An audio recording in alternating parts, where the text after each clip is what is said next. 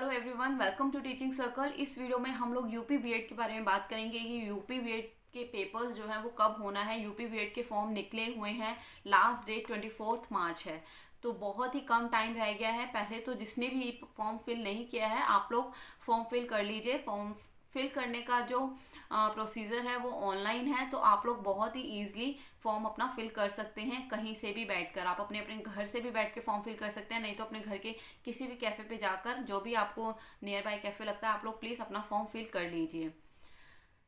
इस वीडियो में हम लोग यूपी बीएड की सारी इन्फॉर्मेशन डिस्कस करेंगे कि पेपर कब होना है, एग्जाम पैटर्न क्या है, नेगेटिव मार्किंग क्या है, क्या सिलेबस है, क्या करियर ऑप्शंस हैं, कौन सी बुक्स हमें यूज़ करनी है, और डिटेल में जितना भी हो पाएगा हम सिलेबस डिस्कस करेंगे। वीडियो स्टार्ट करने से पहले मैं आप लोगों को बोलना चाहती हूँ, जो भी हमारे चैनल पे न्यू है वो प्लीज़ हमारे चैनल को सब्सक्राइब ज़रूर कर लीजिएगा, जिससे कि आपको जो भी हम लेटेस्ट इन्फॉर्मेशन अपनी वीडियोस के थ्रू प्रोवाइड करवाते हैं बीएड से रिलेटेड या और भी टॉपिक से रिलेटेड, तो वो आप लोग की इन्फॉर्मेशन स्किप ना हो। तो प्लीज़ हमारे चैनल को सब्सक्राइब ज़रूर कर लीजिएगा। तो चलिए हम अपनी वीडियो स्टार्ट करते हैं।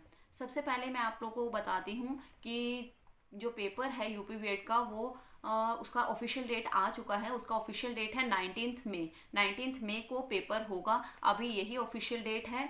शायद क्योंकि जिस तरीके से फॉर्म का डेट एक्सटेंड कर दिया गया है, इस डेट में भी आगे पीछे कुछ चेंजेस हो सकते हैं, लेकिन अभी जो वेबसाइट पर डेट दिखा रहा है वो यही है, 19 मई को पेपर होगा। तो आप लोग देख रहे हैं कि बहुत ही कम टाइम है प्रिपरेशन करने का, लेकिन फिर भी हमें फॉर्म फिल करना है, और अगर हम आज से ही अपना प्रिपरेशन स्टार्ट कर देंगे तो पेपर क्रैक भी हो जाएगा। बिल्कुल भी टफ प्रोसीजर नहीं है, बिल्कुल भी टफ नहीं है। हमें अपना जो भी हमने अभी तक अपना सिलेबस पढ़ा है, हमें उसी ही रिवाइज करना है।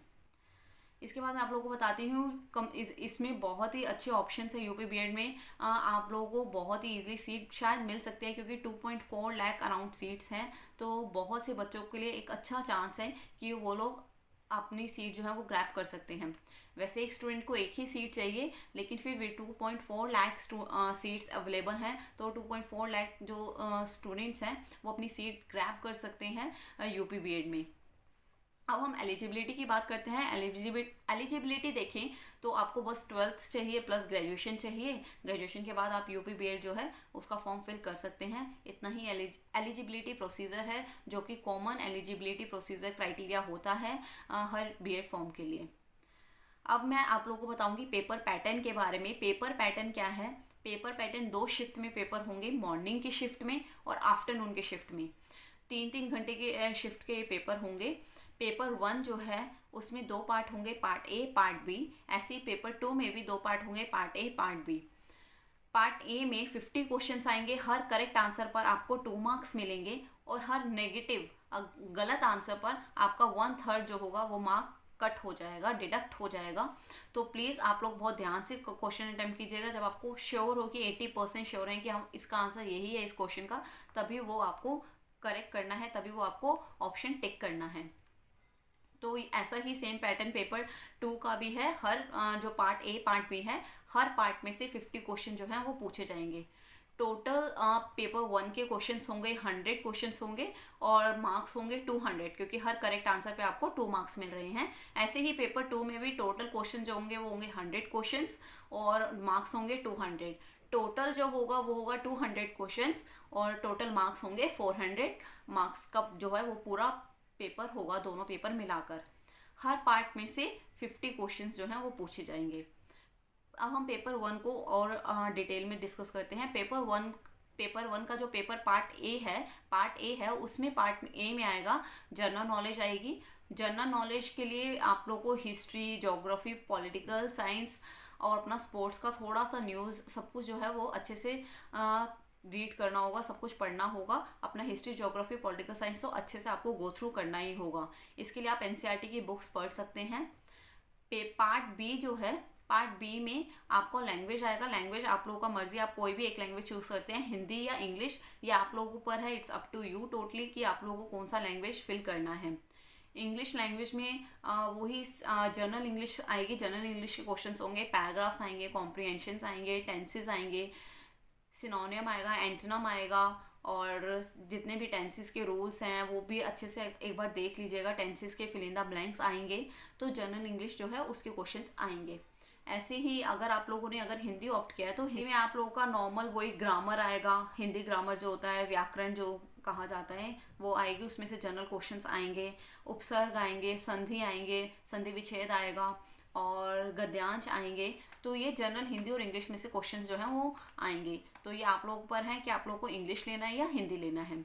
अब हम पेपर 2 की बात करें तो पेपर 2 में जो पार्ट ए है उसमें जनरल एप्टीट्यूड आएगा। जनरल एप्टीट्यूड में रीजनिंग आएगी, आपकी कोडिंग डिकोडिंग आएगी और नंबर सिस्टम आएगा, सिंबल्स आएंगे, पजल्स आएंगी, प्रॉफिट लॉस के क्वेश्चंस आएंगे। और अगर हम पार्ट बी की बात करें तो पार्ट बी आपका मेन सब्जेक्ट पेपर होगा, जो भी आप चूज़ करते हैं, आर्ट, साइंस और कॉमर्स, तीनों ही स्ट्रीम्स के स्टूडेंट जो हैं वो अपना क्वेश्चन पेपर चूज़ कर सकते, अपना मेन पेपर जो है वो चूज़ कर सकते हैं। जिसको भी जो भी पेपर अपना ऑप्ट करना है, जिसमें भी आपको आगे अपना पेडागोगी पढ़ाना है, तो आप वो अपना पेपर जो है वो चूज़ कर सकते हैं। 11th-12th का सिलेबस आएगा इसमें, और ग्रेजुएशन के भी कुछ टॉपिक्स में से सिलेबस जो है वो पूछा जा सकता है। तो ये पूरा मैंने आपको डिटेल में सिलेबस बताया है कि जितना भी हो पाया है मैंने अपना पूरा डिटेल बताया है कि ऐसे ऐसे पेपर पैटर्न में ये यहाँ से आपको ये चीज़ें पढ़नी है, जिससे कि आप अपना प्रिपरेशन जो है वो बहुत ही अच्छे से कर सकते हैं। बाकी अगर आप लोग जो है लास्ट ईयर के क्वेश्चन पेपर्स जो हैं उनको प्लीज़ ज़रूर गो थ्रू कीजिएगा, क्योंकि कोई भी कॉम्पिटिटिव एग्जाम देते हैं तो उससे पहले हम लास्ट ईयर के क्वेश्चन पेपर ज़रूर एक बार गो थ्रू करते हैं। हमें पता चलता है कि किस तरीके से और भी बेटर पता चलेगा कि कैसे क्वेश्चन बनते हैं, कैसे क्वेश्चन आएंगे। उसके लिए आप अरिहंत ले सकते हैं, उपकार ले सकते हैं, बहुत सी बुक्स आपको मार्केट में अवेलेबल हैं, मिल जाएंगी। करियर ऑप्शन की तो मुझे आपको बताने की ज़रूरत ही नहीं है, करियर ऑप्शन आप लोगों को पता ही है। बीएड में करने के बाद आप लोग के लिए टीचिंग की सारी लाइंस जो हैं वो ओपन हो जाएंगी। आप लोग आगे सीटेट करिए, यूपी टेट कीजिए, टेट कीजिए, सारे फॉर्म्स जो हैं वो भर सकते हैं। गवर्नमेंट और प्राइवेट स्कूल्स में आप लोग टीचिंग कर सकते हैं। ऑनलाइन भी आजकल बहुत टीचिंग का चल रहा है, तो आप लोग वहाँ पे भी अपना कर सकते हैं। तो यहाँ पे हमने इस वीडियो में जितना भी हो पाया है मैंने डिटेल में आपको सारी इन्फॉर्मेशन प्रोवाइड करवाई है।